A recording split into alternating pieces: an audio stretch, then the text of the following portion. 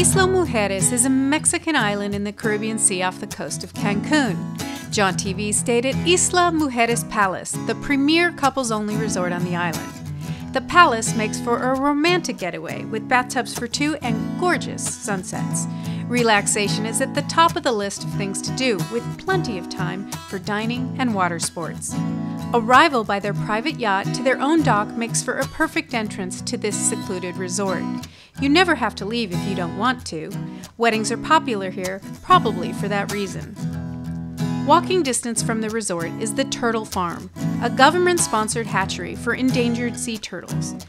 Isla Mujeres is known for its white sand beaches and for snorkeling and scuba diving on the surrounding coral reefs, including Musa, the underwater sculpture museum, where you will see schools of fish and nature in progress. Fishing is also popular here. The town is busy with tourists, day trippers, shops, and eateries. The main mode of transportation is a golf cart. Motor scooters and bicycles are also popular.